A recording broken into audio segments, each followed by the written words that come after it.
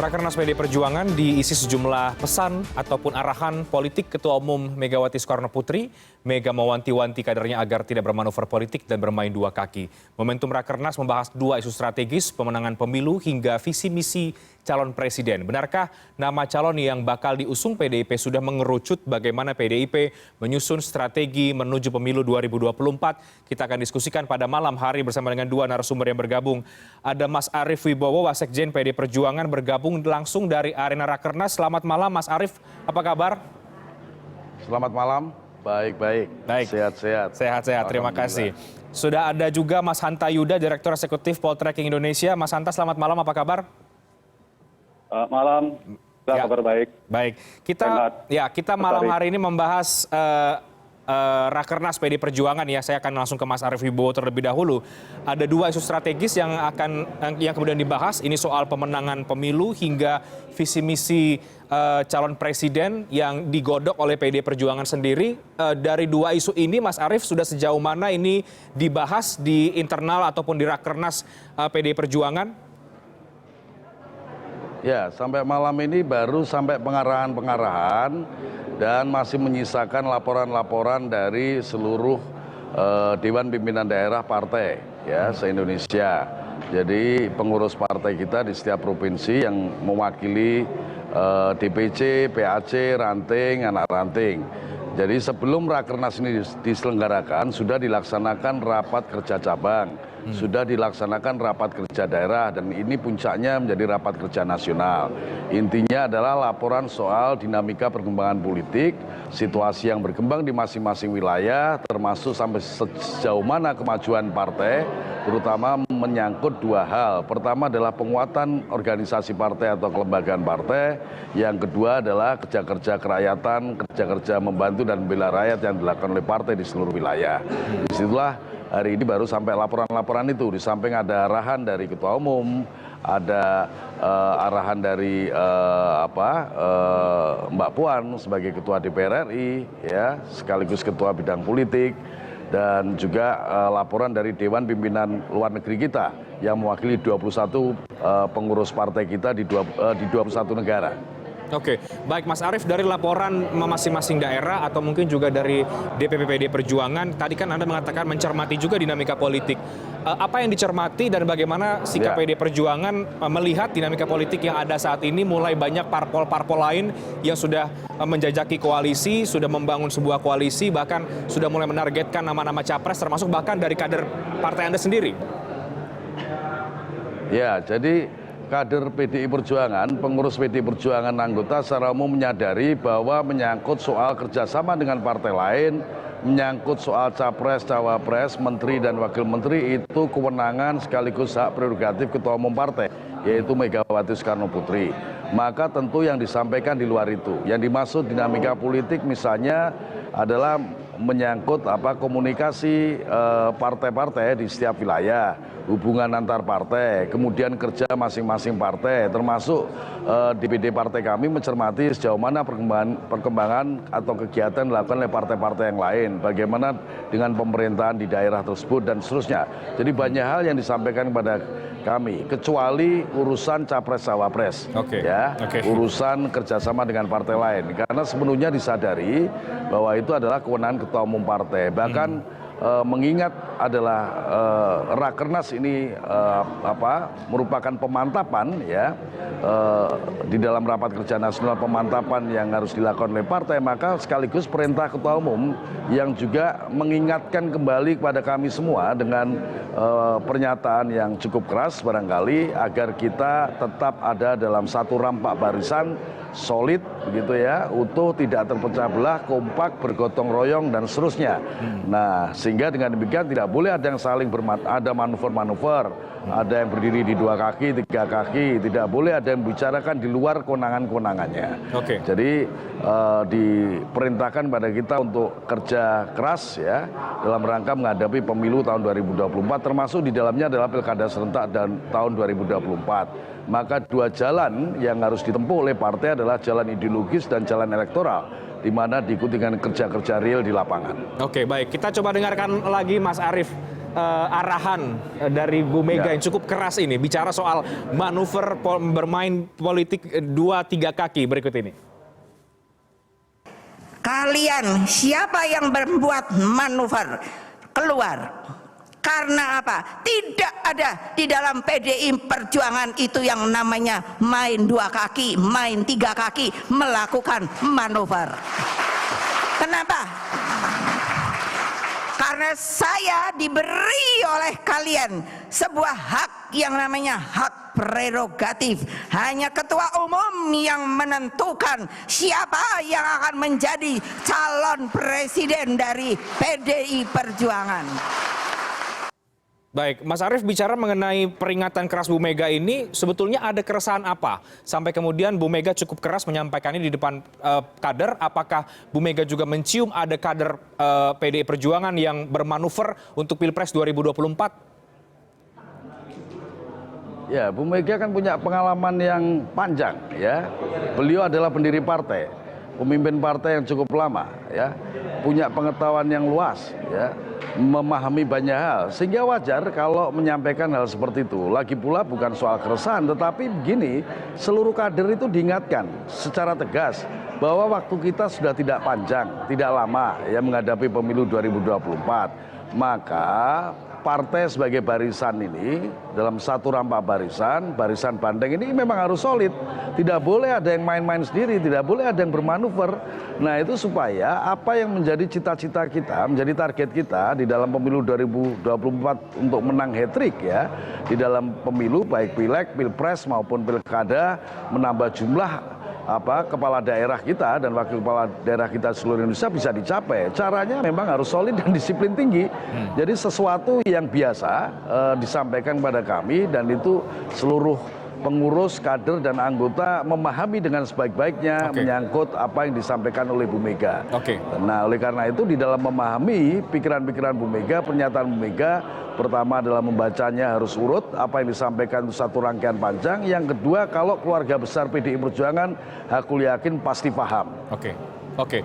Selama ini kita tahu sejumlah elit PDI Perjuangan secara belak-belakan ya Mas Arief menyebut bahwa Gubernur Ganjar bermanuver atau kelewatan begitu. Apakah ini juga ditujukan terhadap sosok Ganjar Pranowo, pidato atau arahan keras dari Bu Mega ini? Bu Mega menyampaikan itu di hadapan seluruh pengurus Dewan Pimpinan Daerah Partai Demokrasi Indonesia Perjuangan seluruh Indonesia, bahkan termasuk perwakilan-perwakilan luar negeri, bahkan di awal melibatkan pengurus anak Dewan Pimpinan Cabang Partai di Kabupaten Kota, pengurus anak cabang partai, pengurus ranting partai, pengurus anak ranting partai, sayap-sayap partai, badan-badan partai. Semua barisan banteng dalam keluarga besar PDI Perjuangan itu mendengarkan dengan baik. Jadi artinya supaya partai ini soliditasnya setiap waktu semakin hari semakin kuat. Ya, jadi ditujukan untuk semua, diingatkan pada semua tanpa pandang bulu. Yang harus diingat ketua umum adalah pemimpin tertinggi dalam partai kami. Ya, dan beliau atas mandat Kongres, keputusan Kongres diberikan mandat memiliki kewenangan sekaligus hak prerogatif yang menyangkut ya, yang selalu saya sampaikan adalah penentuan capres cawapres, menteri dan wakil menteri, serta kerjasama dengan partai-partai yang lain. Jadi clear itu, sesuatu yang sederhana dan mudah dipahami. Nah, karena itu keluarga besar PDI Perjuangan harus juga memahami hal tersebut dengan sebaik-baiknya, supaya langkah berikutnya tidak lagi terkesan dibaca oleh pihak luar bahwa kami tidak solid, ya, terjadi hal-hal yang justru melemahkan partai, bahkan mudah diprovokasi oleh pihak-pihak tertentu. Lah itu yang tidak kita inginkan. Ya, barisan banteng harus solid menghadapi pemilu 2024. Oke, baik, saya ke Mas Hanta Yuda. Mas Hanta, ada banyak arahan tegas dari Bu Mega, ada gestur-gestur politik yang juga menarik untuk kita baca, untuk kita cermati. Tapi tampaknya memang momen Rakernas ini sangat krusial bagi PDI Perjuangan ya. Ya, betul sekali, karena tahu PD Perjuangan ini suka tidak suka posisi politik dalam dinamika politik, konstelasi politik elektoral kita dan dinamika koalisi itu posisinya sangat strategis, menentukan dan seksi. Mengapa? Secara ke sana. Satu, karena PD Perjuangan adalah satu-satunya partai yang memiliki boarding pass atau tiket menuju Pilpres 2024 tanpa berkoalisi. Ya. Itu wajar membuat dia posisinya tinggi daya tawarnya. Yang kedua, dalam survei-survei opini publik, elektabilitas PD Perjuangan stabil selalu tinggi, dia di atas Reinhardt. Itu juga menunjukkan posisi strategisnya. Kemudian yang ketiga, saya kira PD Perjuangan memiliki basis, satu-satu partai memiliki basis kuat, terutama Jawa Tengah, dia sangat kuat mutlak menang di Jawa Tengah. Ini juga menjadi catatan apa dia menjadi strategi efektif. Dan yang ketiga, yang keempat ini penting, karena PD Perjuangan memiliki kader-kader paling potensial dalam radar politik elektoral kita hari ini. Kan tadi yang sempat dibahas nama Ganjar Pranowo, nama Mbak Puan Maharani sendiri, kemudian juga ada nama-nama yang lainnya yang juga strategis, banyak nama-nama yang potensial di sana. Karena itulah menyebabkan PD Perjuangan menurut saya tidak begitu terganggu dalam dinamika pasti pergerakan dinamika politik lain, tidak akan tergoda menurut saya ya. Sehingga PD Perjuangan menurut saya tidak terdikte dengan pergerakan politik partai-partai lain. Nah sehingga saya punya keyakinan PD Perjuangan tetap pada waktunya nanti dia mengambil keputusan seperti biasa, dulu menjelang Pilpres 2014 maupun 2019 nanti akan menentukan siapa misalnya dengan realitas politik yang sesungguhnya Pak Jokowi lalu memenangkan pertarungan. Tapi jangan lupa juga ya masukan kepada Mas Arief misalnya di Jawa Barat pernah juga tidak berkoalisi tapi PD Perjuangan tidak memenangkan pertarungan di Jawa Barat pada saat itu. Meskipun beda ya kalau apple to apple tentu dengan Pilpres. Nah di konteks ini posisi PD Perjuangan adalah menentukan peta konstelasi koalisi. Ketika PD Perjuangan sama dengan IB misalnya, maka potensi kita akan membentuk peta politik bipolar akan besar peluangnya ketimbang tripolar atau 3 poros. Nah, tetapi jika PD Perjuangan misal memutuskan membuat poros politik sendiri, apapun namanya nanti diputuskan, dan KIB Koalisi Indonesia Bersatu sendiri, kemudian Nasdem bersama partai lain di 2 pemerintahan sendiri, maka potensinya menjadi 3. Nah karena itu poin strategis ini menentukan kemenangan. Karena bagi seorang capres, 1 putaran dan 2 putaran itu menentukan kemenangan. Misalnya data survei hari ini, kita bedah sementara hari ini. Baswedan lebih menguntungkan dengan 3 pasangan atau 3 poros misalnya. Ya. Sementara Ganjar lebih menguntungkan dengan 2 poros misalnya ketimbang 3. Nah di titik ini saya kira Ganjar Pranowo membutuhkan PD Perjuangan. Ganjar yang dianggap kuat dalam survei ketika tidak bersama PD Perjuangan, menurut saya seringkali orang mengatakan pasien PDIP nanti akan tergerus suara. Sama. Ganjar juga terancam kalau tidak bersama PD Perjuangan, Ganjar tidak sekuat sekarang. Basis Ganjar adalah di Jawa Tengah yang merupakan basis banteng, kandang banteng. Sehingga menurut saya ini harus hati-hati bagi Ganjar Pranowo siapapun ingin maju sehingga tidak tergoda. Tadi kalau saya masuk ke pertanyaan Reinhardt tadi, peringatan Ibu Mega dan seterusnya soal manuver. Betul. Mas Arief mengatakan buat semua, tapi kan nggak mungkin Ibu Megawati Soekarnoputri mengatakan, Ganjar Pranowo, nggak mungkin. Tapi kan paling tidak dalam sisi dinamika politik hari ini, saya kira yang tendensi arahnya ya paling kuat pesan itu dikirimkan kepada orang-orang yang nyapres. Wabil khusus kepada Mas Ganjar, tentu yang sudah jadi rahasia umum yang saya kira politiknya cukup kencang, itu mengganti kata manuver politiknya. Jadi saya kira langkah Ganjar Pranowo hari ini sudah cukup tepat menunggu arahan Megawati Soekarnoputri dan PD Perjuangan. Meskipun namanya disebutkan oleh Nasdem, meskipun nama Ganjar disebutkan oleh KIB.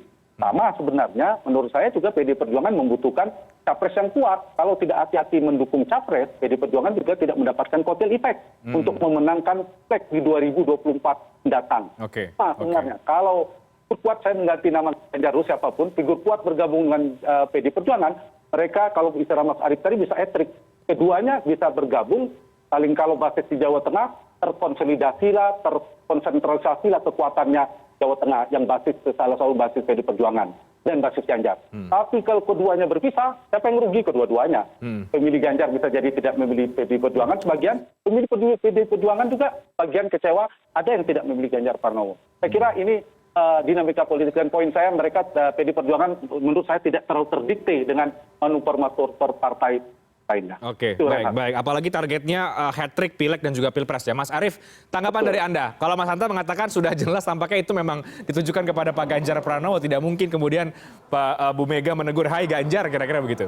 Satunya ya. Ya, jadi hampir semua pengamat mengatakan begitu ya, karena memang Bisa jadi perspektif dan bacaan politiknya begitu. Tapi saya ini warga PDI Perjuangan, saya pengurus partai ya. Juga teman-teman saya yang lain dalam keluarga besar PDI Perjuangan. Kalau Bu Mega bilang begitu, biasanya juga ada yang menafsir-nafsir. Tidak apa-apa, boleh saja ditafsir, tetapi sudah pasti apa yang disampaikan Ibu itu menegaskan tentang sesuatu yang urgent, yang penting, yang pokok, yang prinsip. Kita ini sudah mau masuk, sudah dalam tahapan pemilu sejak 14 Juni kemarin, ya. Artinya kita sudah seharusnya memperkuat kondisi internal kita sendiri. Persatuan kesatuannya harus optimum, ya. Kita harus solid. Nah, karena itu syarat pokok bagi sebuah partai untuk bisa memenangkan pemilu. Kalau masih ada yang goyang sana sini, pengurusnya ada yang bermanuver, ya, kadernya ada yang bermanuver dan lain sebagainya, tentu akan menghambat pencapaian dari apa yang menjadi tujuan partai. Padahal tujuan partai itu amanat dari Kongres. Nah, maka diingatkan juga oleh Ketua Umum bahwa Kongres sudah menetapkan prerogatif itu ada di Ketua Umum, menyangkut capres, cawapres, menteri, wakil menteri. Clear itu, ya, itu jelas. Itulah yang ditegaskan kembali supaya kader tertib, disiplin, untuk menyongsong satu momentum yang besar, yang strategis, yang itu memang secara sungguh-sungguh hendak dicapai oleh kami semua keluarga besar Partai Demokrasi Indonesia Perjuangan. Nah, itulah yang kami rasakan, ya, dan itulah yang kemudian menjadi pegangan kami, ya, dan menyemangati kami untuk bekerja lebih giat. Dengan cara adalah kami solid, bergotong royong untuk mencapai apa yang menjadi target, menjadi cita-cita partai sebagaimana digariskan di dalam Kongres dan juga selalu diulang-ulang sebagai kebijakan dan perintah dari Ketua Umum Partai Ibu Megawati Soekarno Putri. Oke, baik. Tapi benarkah Mas Arief bahwa kalau kita bicara kultur PDI Perjuangan memang selalu tegak lurus terhadap keputusan dari Ibu Mega. Tapi benarkah bahwa memang Bu Mega sendiri memang sudah mengantongi atau sudah punya nama-nama yang memang tengah dikandidatkan begitu, tengah dipikirkan, tengah disiapkan untuk sebagai capres dari PDI Perjuangan. Mengingat ini kalau Mas Hanta katakan PDI Perjuangan partai penguasa pemilu, partai penguasa pemenang pemilu tahun lalu, dan tentu posisinya sangat strategis dengan target yang tadi Anda katakan hat-trick Pileg dan juga Pilpres. Dijawab nanti Mas Arief, kita break dulu, kami akan segera kembali.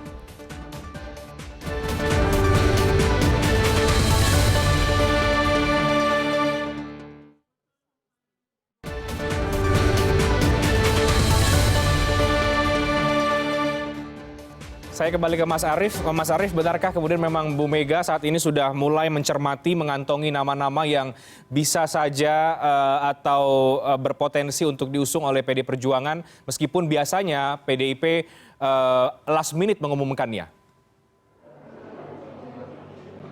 Ya, Bu Mega itu tokoh, ketua umum kami, satu-satunya ketua umum, ya, pemimpin kami, ya, orang yang paling tokoh, yang paling bertanggung jawab terhadap keluarga besar PDI Perjuangan. Segala yang penting strategis, yang termaktub di dalam konstitusi partai menyangkut kewenangan-kewenangan beliau dijalankannya dengan sebaik-baiknya. Beliau ini orang konsisten, yang taat konstitusi. Nah, menyangkut capres-cawapres tentu beliau memikirkan, dan beliau selalu menyampaikan kepada kami, keluarga besar PDI Perjuangan, apapun yang menjadi keputusan beliau itu semata-mata untuk kepentingan rakyat, bangsa, dan negara, kepentingan tanah air, national interest. Jadi bukan kepentingan pragmatis, kepentingan yang sifatnya sesat. Maka tidak mungkin itu gerusa-gerusu, pasti cermat dan hati-hati. Ya, dengan wise yang beliau miliki, kita tunggu saja. Kalau ditanya apakah sudah mengantongi nama dan sebagainya, lah itu enggak tahu, kecuali nanti saya dipanggil, diperintah untuk mengumumkan.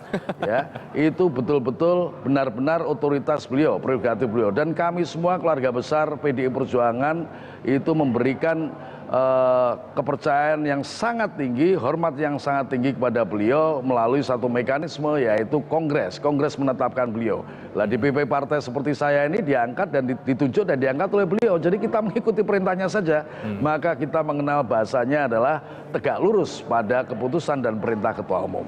Kita tunggu saja kapan beliau memutuskan, kapan beliau diumumkan pada satu momentum yang tepat.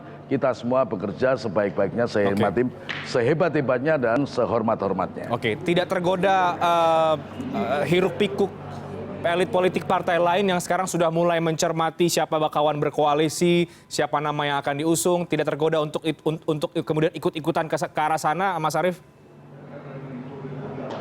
Sudah pasti tidak. Kami semua dilatih untuk istiqomah, untuk konsisten, ya, untuk berupaya keras menjalankan setiap keputusan dan kebijakan partai.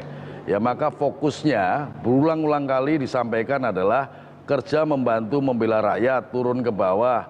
Partainya harus dikuatkan, strukturnya dilengkapi dan berfungsi, sayap-sayap partai dibentuk, badan-badan partainya supaya juga bisa memberikan dukungan teknis kepada partai. Banyak hal yang disampaikan menyangkut dua hal, yaitu fokus pada penguatan kelembagaan partai dan kerja kerakyatan yang sehebat-hebatnya. Itulah yang sedang kita tempuh sebagai jalan ideologis sekaligus jalan elektoral. Maka kepada kami disadarkan tentang pentingnya tahapan-tahapan pemilu untuk kita bisa mengikutinya secara seksama dan optimal. Oke, baik Mas Arief, satu hal lagi yang cukup menarik perhatian publik selain momen keakraban yang ditunjukkan antara Bu Mega dan juga Pak Jokowi yang Bu Mega jelas langsung mengklarifikasi isu keretakan, tapi juga momen ketika Bu Mega menyentil ketika partainya disebut partai yang sombong begitu. Ini kemudian banyak yang menafsirkan ini merujuk membalas sindiran yang diberikan oleh Ketua Umum Nasdem Surya Paloh. Tanggapan Anda? Itu lebay namanya, ya. Barangkali ada yang menuding begitu, maka disampaikan oleh Ibu bahwa kita ini tidak sombong loh, kita sedang bekerja keras kok. Ya, bahkan diajarkan kepada kami 3S, senyum, sapa, salam. Kalian harus rendah hati, harus sering menyapa rakyat, menggulati nasib rakyat untuk bisa diselesaikan kalau ada masalah-masalah semampu kita, ya, dengan kekuatan kita. Jadi tidak boleh ada kesombongan, ya, tidak boleh ada kepongahan, keangkuhan. Tetapi bahwa kita partai yang punya harga diri, punya dignity, kita punya kedirian, eksistensi yang kita jaga, karena kita adalah partai ideologis, itu yang sedang terus-menerus kita laksanakan melalui kerja-kerja kepolitikan kita di lapangan, yaitu menguatkan partai dan kerja kerakyatan. Oke, baik. Mas Hanta, apakah Anda juga membaca hal yang sama bahwa itu memang membalas sindiran Surya Paloh dan ke depan Anda melihat bagaimana arah koalisi atau arah politik yang akan diambil oleh PD Perjuangan? Ya, apapun ya, saya kira PD Perjuangan sikapnya sendiri, kalau saya belajar dari kita perhatikan pola-polanya, memang saya mengulangi, tidak terlalu terdikte dengan dinamika politik. Tapi wajar, karena dia ada partai yang satu-satunya punya tiket tadi, boarding pass Reinhardt menurut saya. Sehingga pola koalisi ini sangat menentukan. Sekarang pun yang sudah terbentuk, terakhir pertemuan Gerindra dan PKB. KIB, PAN, Golkar, dan P3 itu dua. Kalau misalnya Nasdem bersama PKS dan PKS dan Demokrat berhasil, berarti kan 3 poros ditambah PD Perjuangan. Sehingga pola PD Perjuangan ini atau sikap PD Perjuangan ini sangat menentukan nanti. Menentukan apa? Akan membuat jadi 4 poros atau nanti bergabung kepala salah satu mendorong menjadi 2 poros. Sehingga inilah menurut saya poros-porosan itu bukan sekedar poros sebenarnya. Dia menentukan kemenangan. Dan ini membuat PD Perjuangan pada posisi tawar. Ya, suka atau tidak suka, orang ingin mengatakan partai Mas Arief sombong atau tidak sombong. Realitasnya, PD Perjuangan itu bisa berkoalisi sendiri, bisa mengusung capres-cawapres sendiri tanpa berkoalisi. Hal itulah yang menyebabkan PD Perjuangan pada posisi yang strategis. Apalagi ya saya tambah, jika Ibu Mega sebagai queenmaker bersama Pak Jokowi bersatu, itu semakin mengokohkan. Nah, kalau misalnya kemarin disampaikan perpisahan dan seterusnya, mungkin ada yang suka. Tapi kalau misalnya itu terjadi seperti 2014, 2019 yang lalu, dan Perjuangan punya capres, terlepas siapa namanya, nanti saya kira kekuatan ini kan sangat menentukan. Nah, Mas Reinhardt, menurut saya satu, kan yang menentukan dinamika Pilpres, ya Mas Arief paham betul, selain soal partai tadi, satu adalah kekuatan elektabilitas. Nah, pusaran dinamika koalisi itu bergantung pada elektabilitas figur. Tapi tidak melulu hanya Ganjar, Anies, Prabowo. Ada nama Puan Maharani, ada nama Erick Thohir, ada nama Sandiaga Uno, dan lainnya ya, ada Ridwan Kamil. Itu satu putarannya. Yang kedua adalah pemilik tiket, suka tidak suka, ini menentukan setinggi apapun elektabilitas seorang figur, kalau tidak mendapatkan boarding pass, tidak mendapatkan dukungan partai, ya dia tidak bisa bertarung. Sehingga ini sangat menentukan dinamika parpol. PD Perjuangan satu-satunya bisa sendiri, punya satu tiket penuh, Golkar punya setengah tiket, Gerindra punya setengah tiket, selain itu hanya punya sepertiga. Nasdem dan PKB masih setengah tiket, tapi selain itu sepertiga tiket. Sehingga ini menentukan dinamika yang kedua. Yang ketiga, variabel yang menentukan adalah king queen maker. Siapa mereka? Terutama Ibu Megawati. Karena apa? Karena memegang tiket merah. Yang lain itu kan baru separuh tiket. Ada pengaruhnya Pak Jokowi sebagai king maker. Nah, putaran ini yang keempat adalah pemilik logistik. Nah, putaran-putaran inilah nanti yang menentukan dinamika koalisi kita ke depan. Menentukan peta koalisi seperti apa. Dan lagi-lagi saya harus mengatakannya, bahwa PDI Perjuangan itu sangat menentukan bandul koalisi itu akan mengarah kemana. Sehingga karena menentukan pola koalisi, maka menentukan pola siapa pencapresannya. Jadi kalau tidak hati-hati, banyak capres-capres itu kan meskipun tinggi dia tidak mendapatkan boarding pass partai. Nah itu yang mungkin yang diantisipasi oleh PDI Perjuangan. Dan saya kira wajar ya, kata yang disampaikan jangan bermanuver dan seterusnya, semua partai punya keinginan untuk partainya solid, soliditas konsolidasi di dalam. Dan harus diakui faktor-faktor PDI Perjuangan misalnya dengan Ibu Meganya, Pak Surya Paloh di Nasdemnya, Pak SBY di Demokratnya, mereka ini jangkar utama di internal, Renhat. Ketika kuat jangkar utamanya menghadapi ke depan, itu kan dinamika kan kencang, bisa pecah, bisa terjadi friksi dan faksionalisme. Golkar yang paling sering terjadi. Nah, PDI Perjuangan berkepentingan untuk itu, dan saya kira sepanjang ada ketokohan Ibu Mega yang karisma yang tinggi itu, maka tidak perlu dikhawatirkan. Kalau bahasa Mas Arief tadi, tegak luruslah semua infrastruktur. Kalaupun ada dinamika-dinamika, ya saya tidak yakin terlalu berani ya melawan keputusan DPP-nya PDI Perjuangan untuk konteks PDI Perjuangan. Lagi-lagi nanti saling menunggu nih, siapa mengeluarkan siapa, semua partai menunggu nih. Kalau PDI Perjuangan akhirnya capresnya Mbak Puan, strateginya beda. Kalau capresnya akhirnya Ganjar Pranowo, itu berpengaruh pada peta koalisi dan peta strategi nama yang diusung oleh koalisi-koalisi yang lainnya. Ya kira-kira Mas Arief ini seksi lah, ditunggu oleh banyak koalisi. Karena tinggi tadi. Tapi dalam memenangkan pertarungan tetap perlu kawan. Tidak bisa sendiri menurut saya untuk mengusung capres, meskipun bisa sendiri. Supaya menang dalam winning the election nanti di Pilpres. Baik Mas Hanta, tadi Anda katakan kalau PDIP dan Ganjar berpisah ini keduanya akan rugi. Apakah karena faktor elektabilitas tadi itu, maka pilihan paling menguntungkan bagi PDI Perjuangan sebenarnya mengusung Ganjar Pranowo sebagai capres? Ya, rugi dalam makna tidak otomatis harus Ganjar capres ya, Mas Arief ya. Maksudnya Ganjar tidak keluar dari PDI Perjuangan. Saya kasih ini analisanya. Basis PDI Perjuangan paling besar itu selain Bali dan seterusnya adalah Jawa Tengah. Kita tahu semua.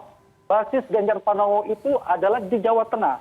Jadi kalau mereka bersatu, misalnya PDI Perjuangan mendukung Ganjar Pranowo, entah sebagai capres atau cawapres bersama Puanto dan lain-lainnya, maka ini yang diuntungkan dua-duanya. Suaranya stabilisasi, terkonsolidasi. Semua akan mendukung kuat. Tapi kalau misalnya Perjuangan memutuskan mendukung Mbak Puan Maharani, menurut saya Mas Arief ya, mohon maaf, sama pentingnya mana PDI Perjuangan, konteks saya sebagai analis, kuat tanda petik kader potensial PDI Perjuangan lainnya untuk tidak maju, termasuklah Ganjar. Saya tidak maju. Tapi kalau Ganjar Pranowo atau nama potensial lainnya tidak maju, kemudian capresnya Puan Maharani, itu solid PDI Perjuangan. Atau dengan kata lain, PDI Perjuangan harus menghindari dua kadernya maju dari perahu yang berbeda, yang berbahaya bagi PDI Perjuangan. Kalau mengusung Ganjar, agak berbahaya juga. Kalau besok Ganjar menang jadi capres, ya Pak Puan kan karir politiknya juga buka atas. Apa deh setelah ketua DPR, menteri sudah, tentu capres atau cawapres, presiden atau wapres. Dan si ketua umum penting ke depan itu, dan Bung Karno isnya adalah Puan. Dan ini penting menurut saya, dan tidak bisa kita bandingkan dengan Jokowi 5-10 tahun yang lalu. Ini penting bagi Mbak Puan. Wajar, jangan sangat hati-hati. Kalau mendukung Ganjar, kalau dilemanya Mas Renhat, Mas Arief, kalau mendukung Mbak Puan, nah harus hati-hati. Kalau mendukung Mbak Puan, kita bicara dua lah realitas yang kuat di PDI Perjuangan. Kalau Mas Ganjar nggak maju, menurut saya nggak masalah. Itu kan solid tetap PDI Perjuangan. Tapi kalau Ganjar Pranowo maju juga, nah ini yang kita terancam terbelahlah suara PDI Perjuangan, termasuk suara capresnya. Itu yang dirugikan. Atau opsi yang ketiga, memasangkan mereka berdua, padahal basisnya sama-sama Jawa Tengah juga itu problematik. Saya kira ada dilema, tapi nanti akan ada titik tengah, dan saya yakin PDI Perjuangan dan Ibu Mega dengan jam terbangnya mantan presiden, sudah dinamika politik, saya kira akan tepat mengambil keputusan ke 2014-2019. Melulu, poin saya, tidak harus linier ya, akhirnya Ganjar juga. Belum tentu menurut saya untuk kali ini. Belum tentu, meskipun peluang Ganjar dukung oleh PDI Perjuangan cukup besar, apalagi sekarang ada di dalam. Tapi poin sekarang beda Mbak Puan hari ini dengan Mbak Puan 5-10 tahun yang lalu. Mbak Puan sekarang lebih siap timbang Mbak Puan yang dulu. Nah itu saya kira titik tengah yang harus dicari oleh PDI Perjuangan agar kalau menggunakan istilah Mas Arief tadi, hat-trick, menang di pemilu legislatif, menang di pilpres. Dan kalau itu terjadi, sejarah. Kalau Demokrat dan SBY kan pernah 2 kali, tapi belum pernah yang 3 kali. Kalau itu bisa dicapai oleh PDI Perjuangan, ya jadi catatan sejarah di Republik kita. Partainya menang, lalu PDI Perjuangan, capresnya juga menang. Dan jangan lupa, kotel efek ekor jas. Capres yang kuat, mendukung, memberikan dampak mengangkat partai.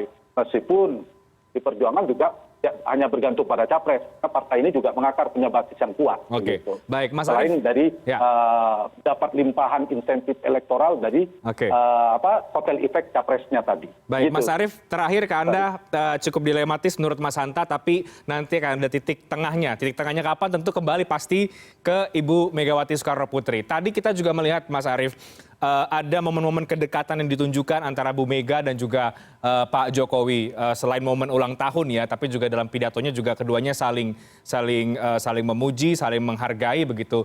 Tadi Mas Hanta mengatakan kalau Bu Mega dan Pak Jokowi ini bersatu, maka kekuatannya akan sangat besar begitu. Apakah momen hari ini menunjukkan bahwa pandangan dan pilihan politik Bu Mega dan Pak Jokowi kira-kira akan sudah satu, sudah sama untuk Pilpres 2024? Kok hari ini dikatakan bersatu, emang selama ini berpisah? Kan enggak. Iya kan baik-baik saja. Dari beberapa waktu yang lalu kita sampaikan baik-baik saja. Bahwa ada banyak pihak menganalisa, membuat kalkulasi yang itu rasional, ya boleh-boleh saja. Tapi yang harus diingat begini, partai kami itu didirikan untuk berjuang, ya. Oleh sebab itu kami partai yang punya ajaran dan punya haluan. Dia tidak didirikan hanya untuk kepentingan elektoral semata. Nah, itu yang mesti dipahami, ya, untuk berjuang. Karena itu diikhtiarkan terus-menerus. Bupati, gubernur, presiden itu kan maksimal 10 tahun. Ya partai nggak boleh rusak kalau hanya urusannya presiden, urusannya gubernur, urusannya bupati. Karena ada yang kita jaga ideologi negara, ada yang kita jaga prinsip-prinsip berbangsa, bernegara kita. Nah karena itu lebih dari sekedar urusan elektoral. Oleh sebab itu maka sebagaimana yang saya sampaikan, yang kita pertaruhkan soal rakyat, bangsa dan negara, maka mesti cermat dan hati-hati, ya, yang memang terukur dalam pemahaman kita bahwa dia akan memberikan maslahat bagi rakyat Indonesia, manfaat bagi bangsa dan negara, tentu saja manfaat juga bagi partai kami, karena tentu partai kami ingin berjaya secara terus-menerus. Nah, bagaimana tentang keputusannya? Sekali lagi, lah itulah prerogatif Ketua Umum kami, ya, dengan berbagai pertimbangannya nanti beliau akan memutuskan siapa capresnya, siapa cawapresnya, dan seterusnya pada satu momentum yang tepat. Jadi saya kira itu garisnya. Jadi bukan karena kita punya boarding pass, ya, punya tiket sendiri, tapi memang begitulah langgam dan lifeline, ya, garis hidup PDI Perjuangan. Jadi sesuatu yang niscaya, yang dia hidup dalam keseharian kami, dan itu yang kita jaga terus-menerus. Kalau lifeline-nya hilang, ya rontok partai kami, ya. Kalau kita sudah tidak percaya lagi pada ideologi ajaran Bung Karno, haluan yang sudah digariskan, ya, terutama termaktub dalam keputusan Kongres, lo mau ngapain berpartai kalau sekedar urusannya pragmatis menjadikan orang si A, si B, si C, dan seterusnya. Jadi dalam Rakernas nanti apa kira-kira keputusan yang akan diambil oleh PDI Perjuangan, Mas Arief? Ya, jadi Rakernas tidak akan mengambil keputusan soal capres-cawapres. Ya, Rakernas mematangkan, mendiskusikan secara lebih mendalam apa yang disebut dengan strategi pemenangan menghadapi pemilu tahun 2024.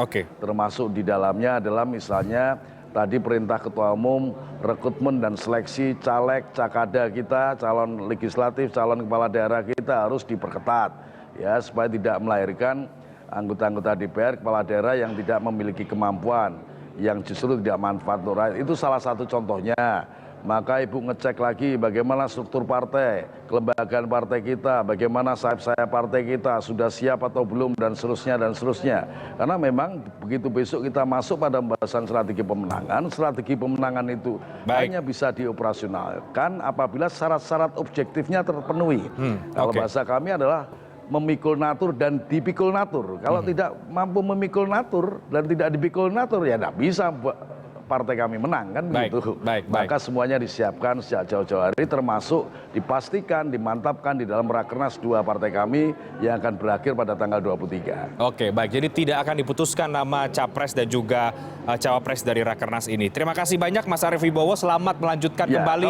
Kalau Rakernasnya pasti tidak akan memutuskan, karena itu kewenangan sekali lagi Ketua Umum, prerogatif Ketua Umum. Oke, baik. Ini menjawab mungkin pertanyaan-pertanyaan orang yang penasaran, Mas Arief, apakah akan diputuskan atau tidak. Tapi oke, kita akan tunggu nanti bagaimana keputusan dari Ketua Umum Megawati Soekarno Putri. Terima kasih banyak Mas Arief Wibowo. Selamat melanjutkan dikomporin juga tuh. Selamat melanjutkan kembali Rakernas PD Perjuangan. Mas Hanta Yuda, terima kasih banyak untuk waktunya. Selamat malam, sehat selalu semuanya. Selamat malam, sehat semuanya.